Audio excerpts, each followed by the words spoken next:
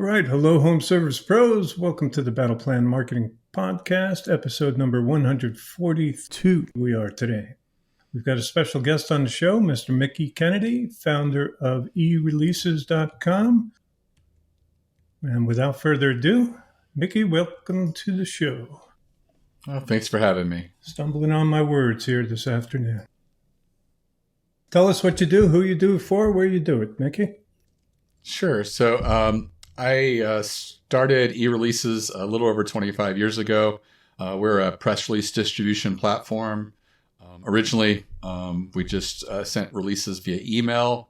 I spent about a year and a half contacting journalists, I guess starting around 27 years ago, and asking them if I could send them releases. And they were all like, sure. And over the years, PR Newswire reached out to us and said, hey, we should include a newswire as part of our distribution. So all of the releases that go out through eReleases get a national distribution on PR Newswire, which retails for like $1,600 for a 600-word release, but it's substantially cheaper than that going directly through us. And our client base is varied. We do about 10,000 releases a year, but we work with small businesses, startups, entrepreneurs, speakers, of course, home service providers, all different types of people in all different types of markets. And so I get to see a lot of releases that work and don't work. So my job is to go around and tell people the types of press releases they should be doing and the types of press releases they probably should be avoiding because they just don't work as effectively as others. Nice. Quite a history there. That's awesome. And good segue. So, our audience is home service operators. So why would they even want to do a press release? Let's educate the masses out there. Right. So getting media attention is a great way to distinguish yourself in the marketplace. Most home service providers and contractors are local or regional, so they're not really looking for national attention. They're predominantly looking for, getting media attention in the local market. And the good news about that is, you can do that yourself, but you don't have to use a service like eReleases. We're still there. We do offer local saturation. It is an additional charge, but I think that for a lot of people, local media is one of those things that you can kind of get yourself. And you don't have to be a wordsmith. You don't even have to write a press release. You really have to just put a good idea out there in front of your local media. And the way I tell people to sort of attack it is, you're going to build a local Rolodex, but you're probably less than 10 people. So that's very doable. And, you're basically making 10 introductions. And so take your local paper, for example, sort of look at who covers your industry, predominantly, local people, but who covers sort of, if you're into the plumbing field or the HVAC field, just pay attention. Are there occasional articles in your industry that are there? And you can also just, reach out to the newspaper itself and just say, hey, I'm a local provider. This is my market. Who do you recommend would be a good person for me to talk to? And they'll probably make a recommendation. It may correlate with your research. And then you're either going to talk to them by phone or leave a message. What you're going to ask for is their email address and say, I'd just like to send you ideas as I have them. These aren't celebrities. They really are members of the community, and they are looking for tips. And, it's not unusual to request an email address. They're usually very forthcoming giving it to you. So don't feel like you're putting them off or this is unusual. This is really sort of the way that they generally operate. Some may say that I prefer phone pitches, but most probably won't. You're going to do the same thing with maybe a local business magazine or business newspaper. Do your research, who sort of covers your industry. Again, you can call and ask. You're going to do that, brainstorming for other ideas. Are there weeklies or community papers? These potentially could be a good fit as well. Especially if you're a contractor or more of a generalist, you can really even create your own sort of column in some of these weekly papers where you're providing tips and resources. And if you just go online and look around, a lot of these tips are out there. You just put it in your own words and build a little short column. It's a great way to sort of, build some rapport and trust in the community. Maybe there's TV and radio opportunities as well. You're going to pay attention to, are there ever segments where they spotlight a business? If so, call and just ask who the booker or producer of that particular segment was that you saw. Again, try to get their email address. And over time, you're going to have this collection of email addresses. It could be as small as 3 or 4, but the most I've ever seen that really makes sense in a local market is like maybe 10. And as you have ideas, you're going to send them an idea. It could be like 3 or 4 sentences, a really great quote. Put a strong quote in there if you can. A really great, journalist will see an amazing quote and they'll say, wow, I can build a whole article around this. And Wow. so, what makes a great quote is, it's varied. It could be like, you're a wordsmith and you said something eloquent and beautiful. It could just be, being very concise, saying something very meaningful about this subject that you're pitching in a very concise way. Basically, you want it so that if they did write an article about this and didn't include your quote, there'd be a loss. Like maybe they paraphrase what you said. If they paraphrase it, it wouldn't be as strong as that quote was. So spend a little time on a quote. And I do recommend that you try to put a quote anytime you're doing a pitch, which is just a few sentences. And ideas for, how to get these pitches is, pay attention to other markets. Like, if you're in Baltimore County market, which is where I'm from, maybe you follow some competitors that in, Tampa or Miami or, in California, Chicago. Create some Google alerts and put, your keywords in there, and it will capture articles that feature people in this industry. And then if you see that a lot of people are, you get articles that are talking about maybe, going green in HVAC systems and energy efficiency or something like that, you can take that idea and put a pitch together where you're going to say, hey, I've noticed a lot of people talking in our industry about going green and some of the advances that are made in the HVAC industry. I'd love to talk to you about, my company and the types of installations we're doing and how energy efficient they are and what we're doing to, be better stewards of the environment. Boom, here's a great quote that speaks to that. And then you just hit send and, email these people. Don't CC everybody, but, you probably will get better results if you make it, dear so-and-so or at a particular location. So you're writing, 10, emails that are very similar rather than just hitting BCC to everybody. But, just find what works to you. I think a cadence that works really well is to try to do it at least quarterly. It's 4 times a year, trying to go through a Rolodex and pitching an idea.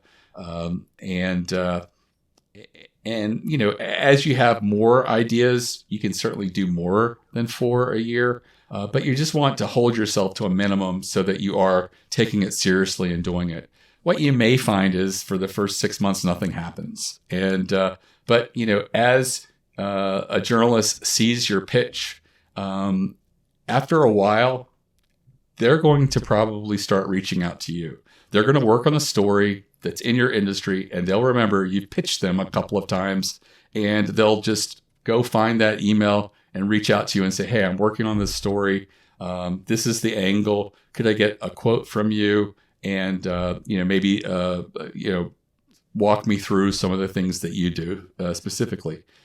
And I also recognize that, home service providers may be a little tongue-tied over the phone. And it's completely appropriate to say, hey, that's great. Could you email me that and allow me a little, tonight I'll put together a quote and some material and get back to you. So, I know that, being on the spot can be really difficult for people. But do try to be proactive in getting it to them sooner rather than later.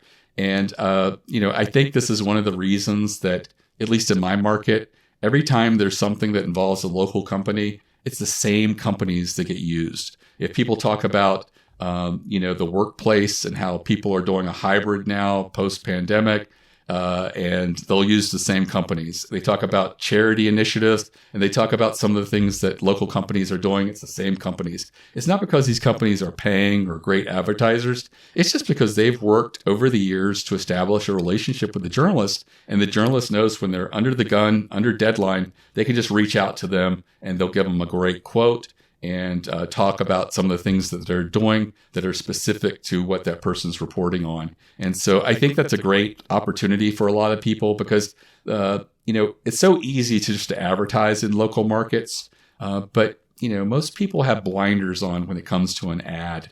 But when they see somebody in an article, it really does frame them in a different way. It's like this huge credibility boost when a journalist chooses to write about you. I don't know if it's because it sort of serves as third-party corroboration when a journalist chooses to write about you or social proof, but it definitely gives a signal of trust that this is a company that is respected enough that a journalist would write about them. And it makes it so much easier to get referrals and leads and conversions from these articles. When you get these articles, share them with your social media, share them with your newsletters and your leads. Share them with your customers. There's always people saying, am I using the best guy, for this work? Maybe we should shop around and try someone else this year. They see something like that, you email them or they see it in your newsletter. They're just like, yeah, wow, that's a really great article about, that mentions them. I feel very comfortable I'm working with the right company. Same thing with leads. There's always a certain percentage that don't convert. It seems like for a lot of people, it's like the majority of the leads don't convert. But maybe because of that article and they see that, credibility boost, you get a few more people converting than you normally would. And that's the real value of getting these articles. We call that earned media in the PR world. It just means that it's not a press release copy and pasted on a news site. It's actually a journalist chose to write about you and you're included. And that organic inclusion is really strong. It seems like so many people have testimonial fatigue that, testimonials just don't convert or, get people over the hump like they used to. But when it comes to these articles, they still are a meaningful signal and they really do drive people to want to do business with you. Super excellent advice. Yeah, well done, Mickie. Really went through that really well. That's a lesson right there, a course right there in local media outreach. And you're right, 100% the value of local media is tremendous to any local business. Let's talk about some of the topics maybe, Mickie. So, if I'm a business owner, I'm running my home service company, what becomes newsworthy for my business? I think that sometimes sharing a major milestone, 10 years in business, 25 years in business, sometimes, breaking down complex things for people. There's a lot of people who are interested in solar, but they're afraid to pick up the phone and call our solar company because they're used to being sold to. Right. And, so anything that you could do to maybe, if you're in that space to talk about, and educating people, in regards to that, without being very salesy, community involvement, sponsorships that you've done, certainly responding to industry trends is a really strong one. Mm-hmm. The energy efficiency standards and changes there are very meaningful. And, if you can sort of break it down and explain to people that, we get it, the times are tight and, people are experiencing high electric bills. But what you may not realize is you could save, as much as 40% with these types of systems. And if you're using a unit that's like 20 years old, then you might be on borrowed time. So you really want to do a little bit of education and understanding of trends in the marketplace. So those types of things lend themselves to having a conversation in your local market. The types of things that I find less effective are like promotions and special offers. I think when it comes to those, the local media tends to feel that's probably more appropriate for advertising, Right. and less for like inclusion in natural organic articles. But those are just some of the things that are out there. I think that brainstorming and being creative, following people in other markets and seeing what they're doing could pull out some other additional opportunities that aren't so easily relevant. Yeah, that's a great idea. Maybe even local blogs, see what they're talking about, things along those lines. So yeah, it's you want to be informational and not promotional, right? You want to be Right. helpful, sharing information. Yeah, How you about want to be that? seen as an expert sort of in your space, and Right. Instead of an you want to advertiser. you want to advise and educate, and when people assume that position, people feel very comfortable working with people like that. And so anytime that you can do something like having a monthly column in like a weekly community paper may not seem like much, but you would be surprised if you provide some tips and resources, maybe some seasonal ones, like things you should be doing, in the Right. month of September leading up to winter, to winterize your home and things like that. Right. It really does make you stand out, and people take notice, and they really do want to work with someone that they feel very comfortable with. Yeah, that's a great idea. Like a monthly column and stuff. Does that happen kind of often in the local media world, or? The opportunity is there because the thing is, a lot of the weekly papers are usually ad rich and Yep. content poor, Yeah. and they can't afford to have a lot of writers. So if you come to them and you're pitching it as good content, and maybe you have a couple samples for them, and you're just a mention with a little about section at the end about who you are, it really could come across to them as like, wow, this is a great opportunity to get some more content in the local weekly publication. You're going to have less of those opportunities in a local newspaper, but if your newspaper is really small, potentially there could be an opportunity like that. It's just a matter of reaching out to them and seeing what their comfort level is. But I do find that the weeklies, especially the free ones, I call them more community papers because they Right. tend to be community rather than the entire city. Those are completely open, and I've had a lot of clients have success getting columns with those. Yeah, those are definitely advertising rich, content poor, as you say. The ones that they throw out on your driveway, kind of those little local town publications. Fantastic idea, actually. Yeah, I have a client Go ahead. that does this in the dental space, and what the community paper does is they'll get ads on the same page from other dentists, which really irked my client. But he says, you know what? He goes, my experience is I'm getting a lot of leads from the column.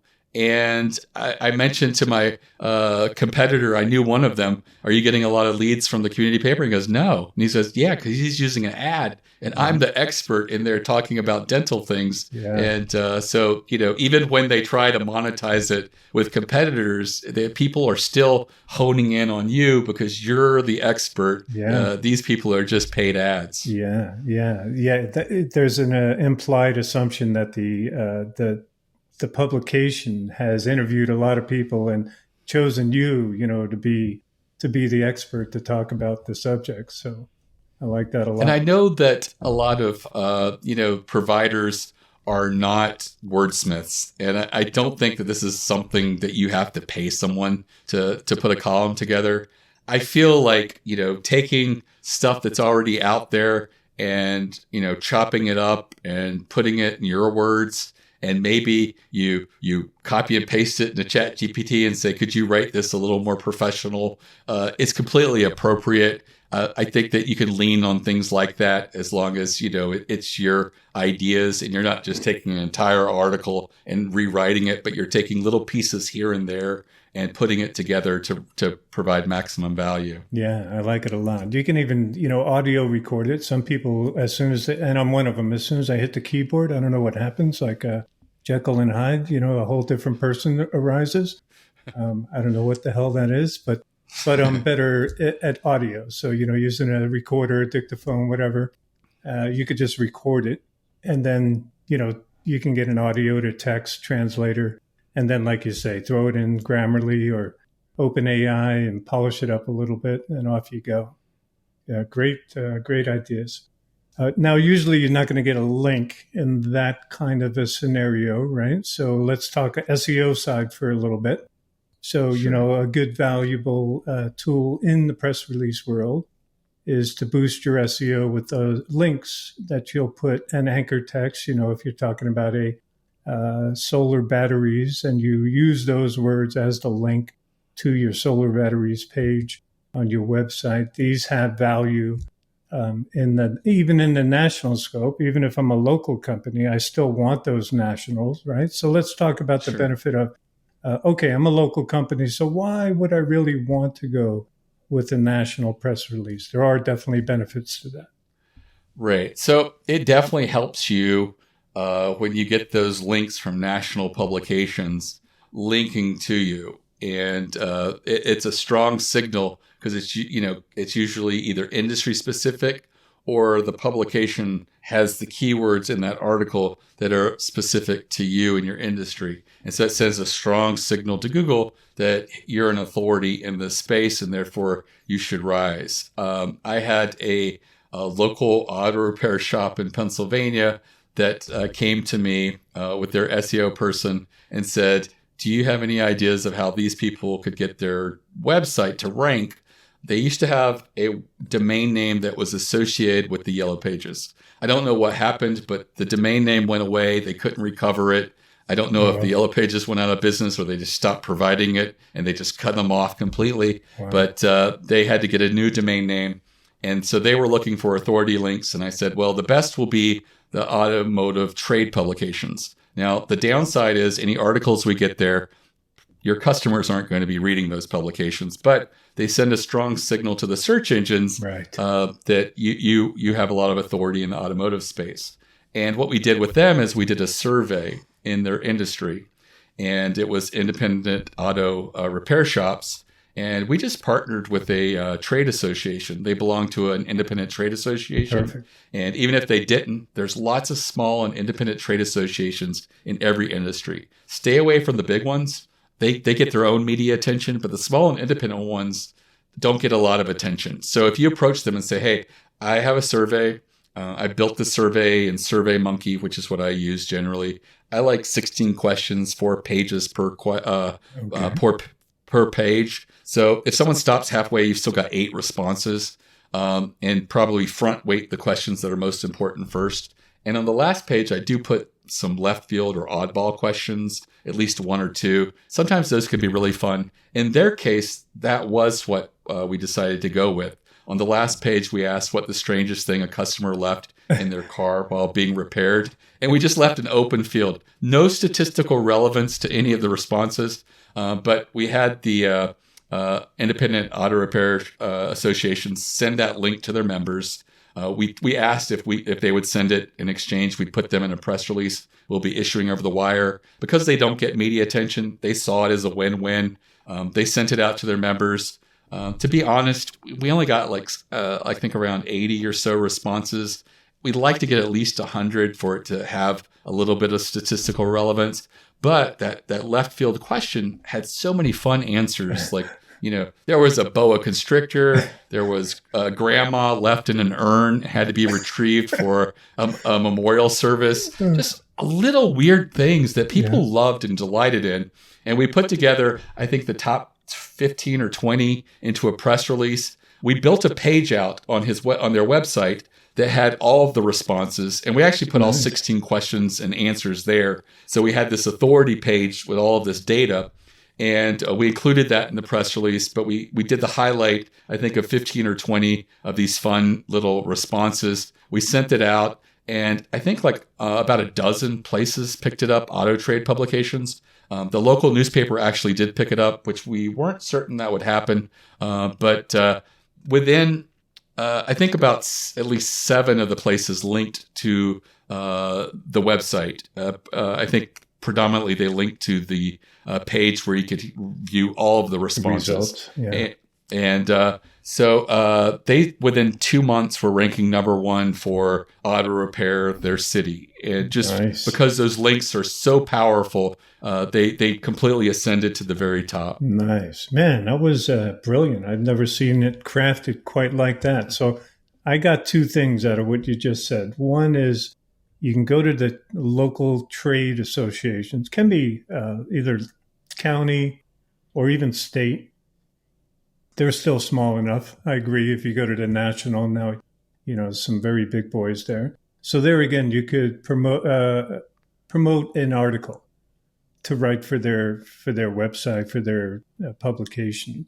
But you took it one step further, so I really like that. So you asked permission. Here's the survey we're going to run, and would you send it out to your membership, and then we will publish it in a press release on a site and in a press release. So literally everybody involved is getting mentioned pretty much. And they liked the idea of it because they understood the value, or you sold them on the value of it. That was a brilliant creation there, Mickie. I've never heard it spun quite like that. So hats off to you, man. That was good stuff. Yeah, and I've been able to replicate that with a lot of clients. Wow. Sometimes the trade associations, they can be really smart. They can circle back and say, hey, I think it would be seen in a better light if we were to co-brand the survey, that both of us are issuing it. And I don't have a problem with that. That's it okay. gives you a little more authority, but it just shows they're being smart and proactive as well. But the large ones, they don't want to cooperate with stuff like this. They want to own everything, and they want to approve everything. But the small and independent ones are really great for working with and partnering in these ways. That's awesome. And are you thinking like county and state associations or a regional association?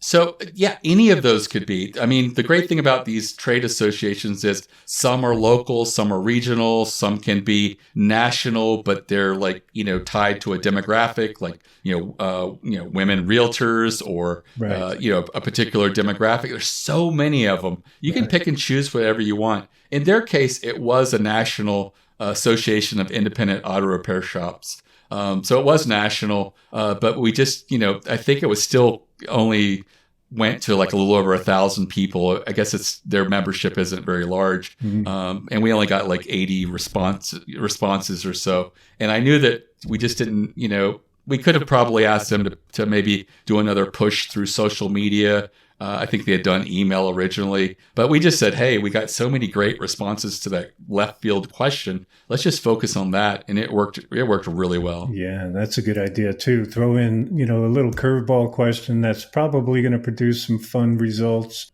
and you get to play on that a little bit too. That's awesome, man. I like that a lot. Let's talk about why that worked, right? So these are not the auto shop's customers, right? So, and yet it powered up their website. So for the uninformed out there who are, busy into their job and not studying SEO, why did that work for powering up the site?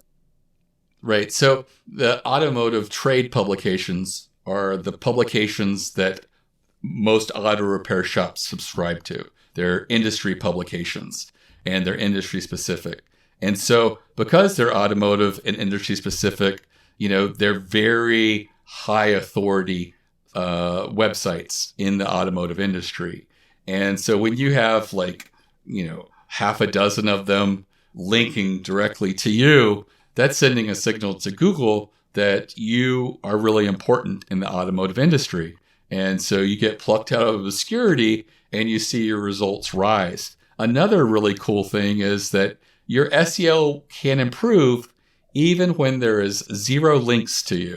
Google has a patent for what they call an implied link.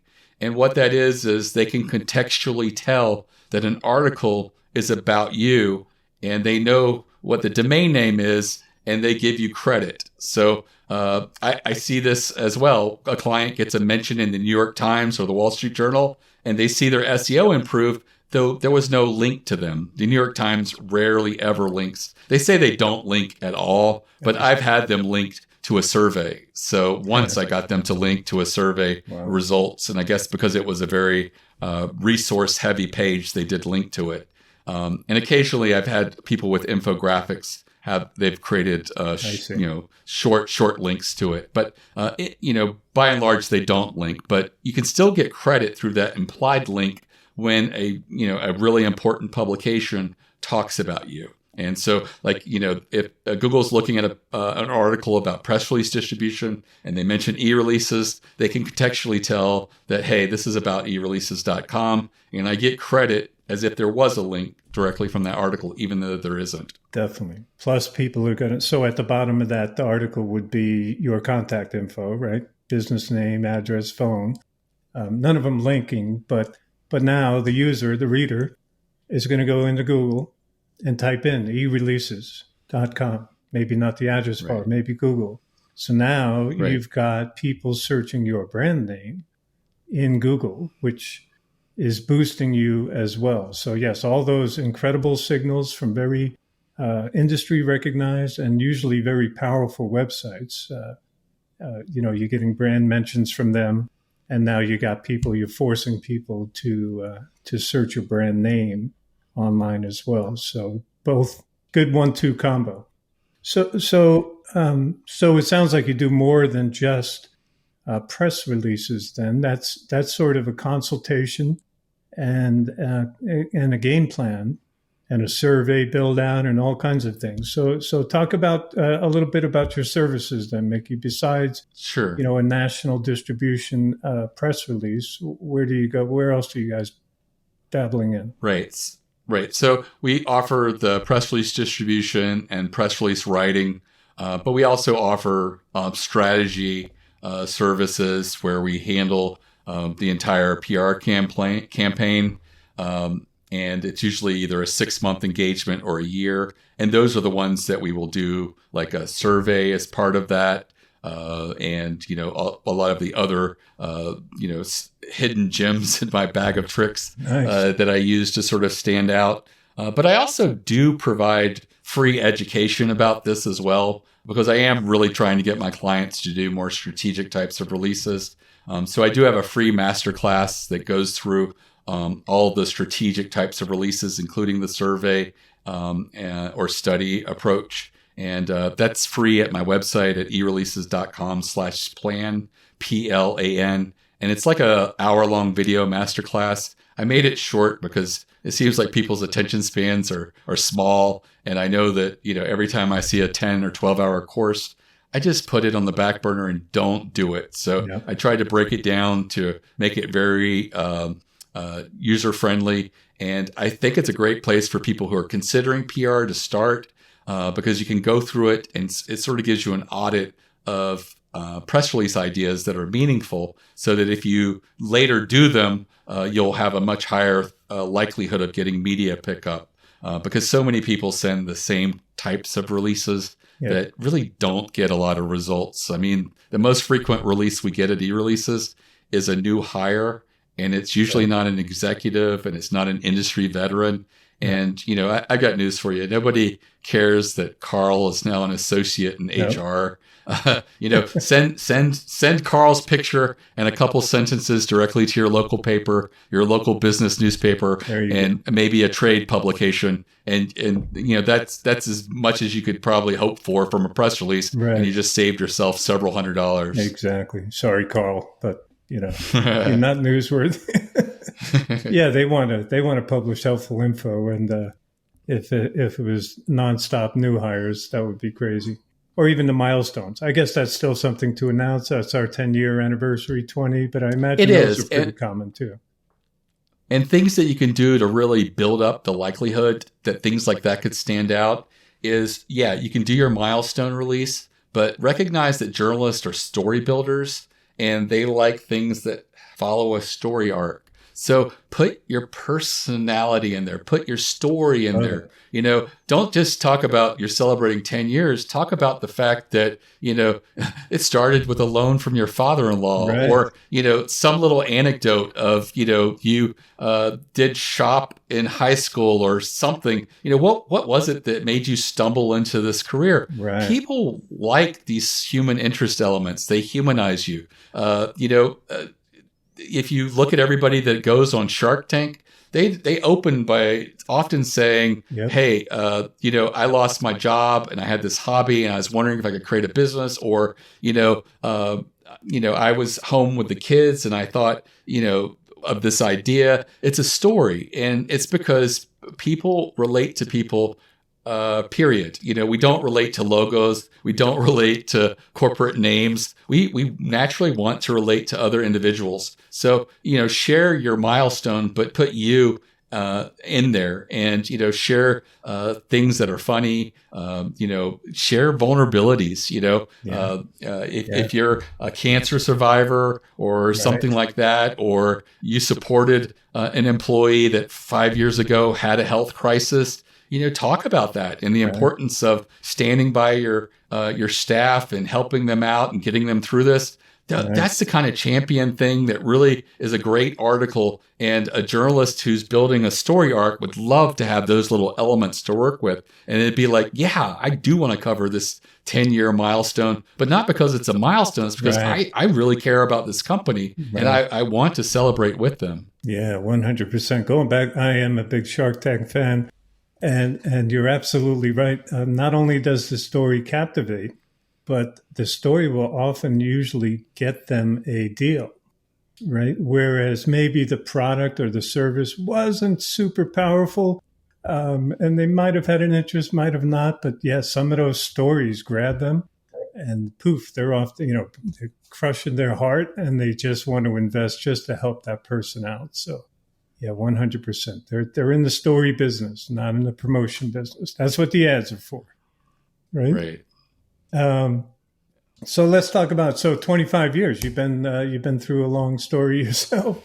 So yes. Let's talk about one or two things that almost took you out, and maybe one or two things that you didn't expect and pivoted you up to a road to greater success, maybe. Well, I think that some of the big changes I've seen is who the media are.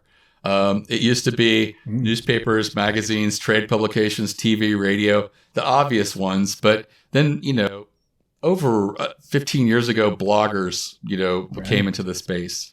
And to be honest, the Newswire wasn't very accepting of bloggers at first. And I fought for bloggers. I was just like, in one case, I mentioned to my contact at the Newswire, they're not a trade publication, but you do realize they get more traffic than the trade publication. Right.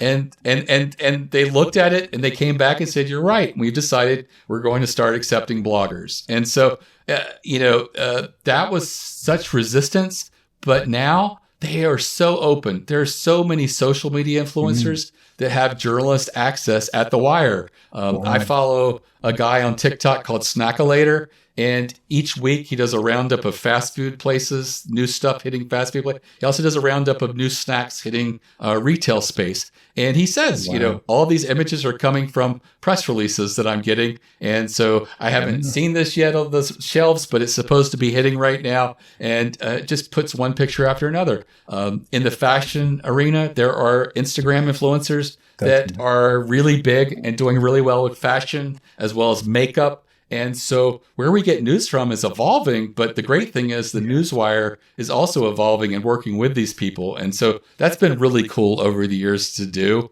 I also have a vulnerability story that I'm going to share where I used to be part of a marketing mastermind, and I would meet 4 times a year with other business owners. And that really just, greatly improved my business, because I wasn't a marketer. I wasn't a business guy. My degree is a master's of fine arts in creative writing, with an emphasis in poetry. So, I just fell into this business through several different accidents, and really became a huge supporter of press releases because I was working at a telecom startup, and I was employee number 3, and they asked me to figure out press releases, and I did, and I got really good at it. And I was just like, wow, this is like really, moving the needle in our business. Nice. And I want to support other small businesses to have the same sort of experience. And so that's sort of what got me involved in it. And that's really great.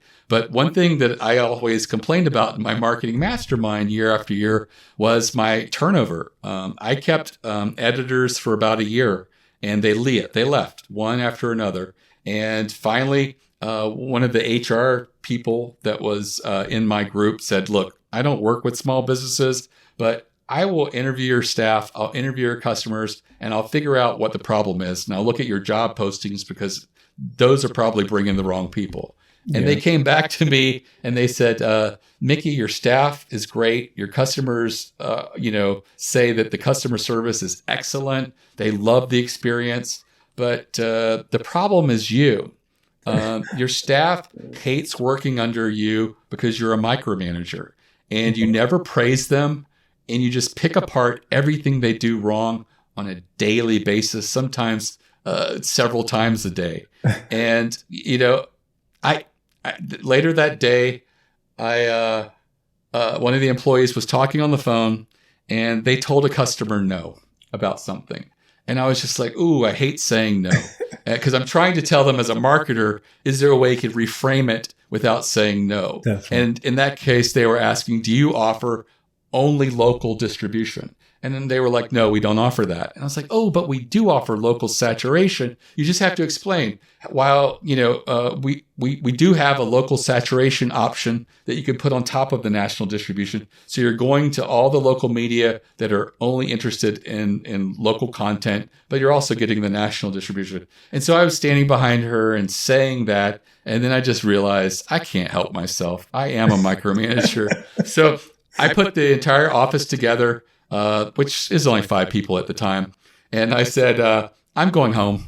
Allison's in charge. If you need anything, you've got my phone, you've got my email address, but I'm not going to micromanage you guys anymore. You're doing a great job, and just keep it up. And you're never going to have every conversation the way I would phrase it. But people are having a great experience. I'm just getting out of your way. Everybody that was there then, that was April of 2015, is still there. And so I was the problem. I got out of my own way. And the business has grown like gangbusters because I'm sitting at home focusing on education like this. I'm also focusing on strategy and marketing. And I'm not, tripped up by the day-to-day conversations my staff are having. And, so I got out of my own way, but I couldn't figure out how to do it in the office. I had to actually physically break away and get outside of the office. Yeah, good for you. And you had somebody who could take over. So that is probably, or not probably, I would say it is the hardest thing for any business owner to do, right? I'm trying to get there myself, actually. And so I preach a lot, and I'm trying to practice what I preach. So hats off to you for having somebody who could take the ball and run with it, and B, for stepping aside, realizing and taking that commentary from your consultant there that it's micromanaging. People don't like it so much. Right. That's great. Good stuff, man. What's your favorite part of running your business, would you say, Mickie? I love having conversations like this where I talk about the opportunities that exist with using press releases and PR. I still am a huge supporter of it, and I've seen some of the amazing things that people have been able to get as a result of good PR. And so I like education. I like communicating to different audiences and really just talking about the opportunities that are there. That energizes me. I love it. I used to love the marketing, advertising part of it, but I definitely am more a fan of the education now. Yeah, and you're good at it. It's in your bones, I can tell. It's in the bones. Mickie, anything we didn't cover that you would like to cover? I'll give you the. I don't think so. Oh, before No, we go there, I'm sorry, Mickey. Before we go there, okay. I had this in my head before, and then I lost it. What do they call it? Boomer brain. Um, so let's distinguish between PR and just press releases for a second, because a lot of people will just hire and send out press releases, totally unaware that PR exists, which is more in line with the survey and everything you were putting together for that auto shop. So, if you don't mind, a couple minutes on PR Sure. versus just news releases. Right. So the press release space is a really fractured space. It is. There are so many different companies with wire in their name that are not what I consider true news wires. Right.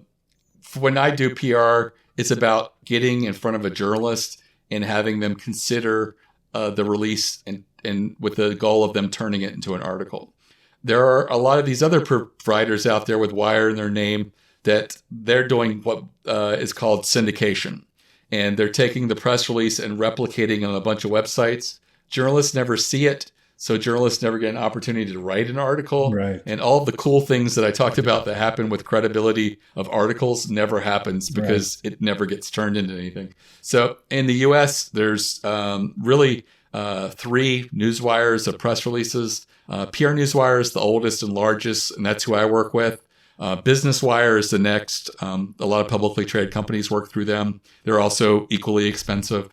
There's Globe Newswire, which is new. They don't have the reputation. They don't have the reach yet of PR Newswire, because the reach is having a journalist log into the wire and they have a customized feed. They can create words to exclude from their feed and include, and it can be industry specific. So if I'm a journalist and I log into my PR Newswire journalist access, I'm looking at a feed that's very sculpted and specific to me.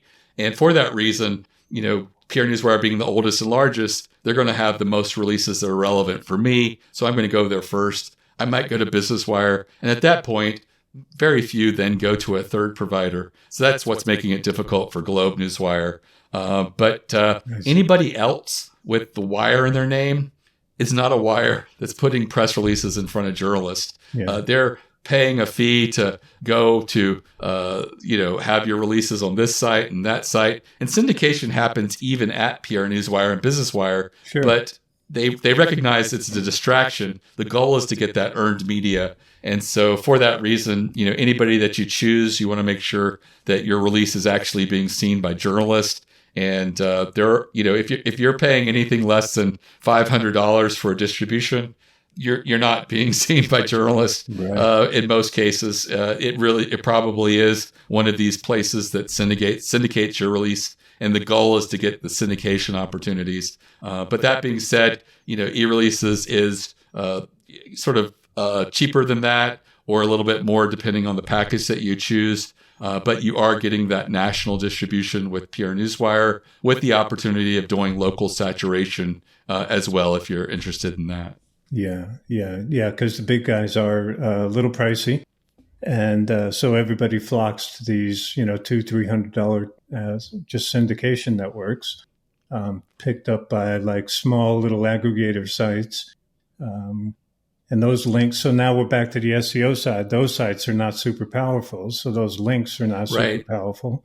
And they're all duplicate. They're all duplicate content. It's the press release copy and pasted on a bunch of sites. It's duplicate content. They're directed by Google to all be no follow links from those websites. So it really doesn't help you at all, despite some people swearing that they get a little bit of benefit from it. But I'm telling you, you get real links from real news sites. You will know the difference, and you'll feel the difference in your ranking. Yeah, 100%. Yeah, we use PR Newswire, or just Newswire, is it called? Or so there is newswire.com. They used to go over PR Newswire, but they don't anymore. They've partnered with one of these aggregators. So they say that they do have access to a journalist database, but it's not hitting PR Newswire, it's not hitting Business Wire, and it's not even hitting that third player, Globe Newswire. So it's not hitting what I consider a real newswire at all. I see. Thank you for that feedback. Yeah. Yeah, because you're going to pay that kind of money, and then you're going to pay a little bit more for the local package as well. And so, you're going to invest some money in it, but you're going to get a return if you do it the right way. Otherwise, you're just Correct. throwing $200-300. Just mail it to me, Mark Ambrose, PO Box. It's Well, about the same thing. like I said, that if you start looking at that free masterclass I have, and you build a Awesome. campaign of 6 ideas for strategic press releases, I do want you to try to do all 6 releases, because a PR campaign is several releases. Try 6 releases. If you do meaningful strategic releases, you'll probably get at least 2 of those to get meaningful pickup. And once that happens, you'll see the opportunity. You'll even be able to test whether you can replicate that, because in some cases you can take what worked and tweak it and have it work again. And it is a matter of playing, being creative, and we're certainly willing to help you at eReleases to sort of navigate all of this. Beautiful. Yeah, if you don't want to do it yourself, have it done for you at eReleases. So that's ereleases.com/plan. Yes? Yeah, for the free masterclass, PLAN plan. And that's a great place for anybody to start, get a little bit of education. All of those ideas work very well for local as well. So you can build your own Rolodex and send and do this for free. And I don't mind people doing that, because, it really, I think when you see the value of it locally, and you have a message that you want to consider getting out nationally, you'll be ready for it and hopefully come to eReleases. Yeah, that's super awesome. I almost didn't do this podcast because there are so many e-release companies, and I saw it and I almost hit delete. Like I was that close to it. And I said, let me go check out the site, see what's up, is it worth it? And then I was thoroughly impressed. So I'm glad I didn't hit that delete key there, Mickie. So great info for the listeners out there. I hope everybody made it to the end here. And again, I'll let you close it out. Cover, where can people reach you, and any closing thoughts you'd like to leave us with. Sure. So my website's ereleases.com. All of our social media is on the lower right. It's my direct LinkedIn. That's the only one I really understand. I have people who handle the rest. And I know that for a lot of businesses that are especially local, they certainly have what I would call an imposter syndrome. They feel they're too small to matter in the marketplace. And what you don't realize is that the media loves to champion, the small guy. They know that the large outfits can afford to advertise. So they really do love it when they cover, and spotlight a really small business. So don't feel like being too small or, not well established as a reason not to consider this. PR is really a great way to get your name out there and to get established and be recognized in your community as an expert. Yeah, don't keep your business a secret. Absolutely. Awesome work, Mickie. I can't thank you enough for coming on the show, sir. Oh, you're very welcome. It's Thanks great to talking all with our you. listeners out there, and we'll catch you in the next one.